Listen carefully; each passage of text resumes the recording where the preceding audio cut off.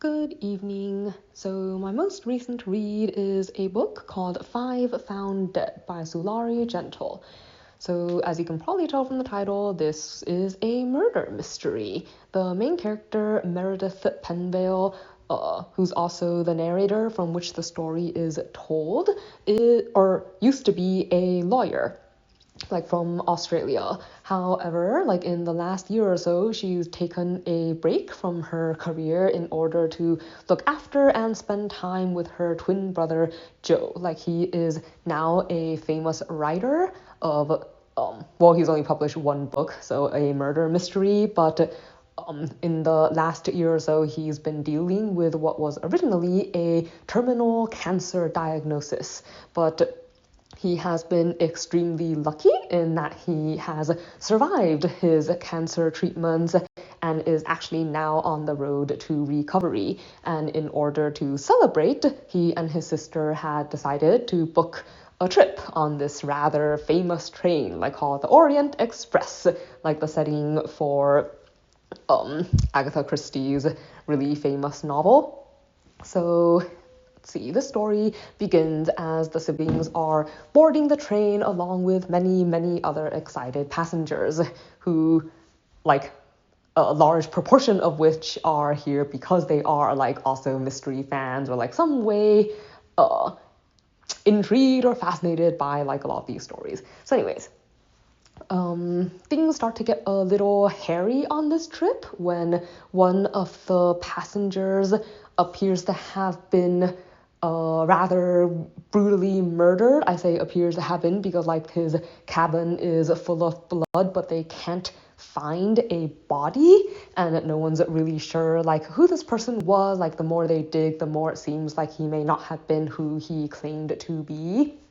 And the director of the train gathers all the people on board who have some kind of background in law enforcement or criminal law in general in order to try to catch the killer. At the same time, the train's dealing with a couple other issues, including the discovery of some positive COVID diagnoses for other passengers. So there's also the quarantine carriages and stuff to worry about.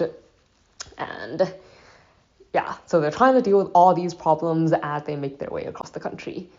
So let's see, something that I liked.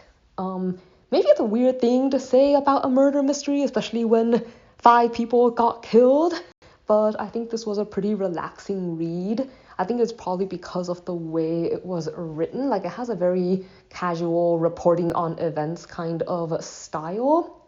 It includes a bit of humor that I appreciate. I just remember one of the early comments when she was talking to her brother because they called their parents because just to report in, but their parents are also really frustrating people sometimes. And after they hung up, she asked her brother why he never gets upset and stuff with them, and he told her, it's hard to resent good material, because all of this makes really good inspiration for the stuff that he writes. So things like that tended to amuse me, and I think the reporting on events kind of casualness took a lot of the urgency out of the investigation. I guess whether that's a pro or a con probably depends a lot on what mood you're in. But and also there was a lot of dialogue. This was definitely based a lot on the conversations that different people were having with each other, and there's a very, very large cast of characters.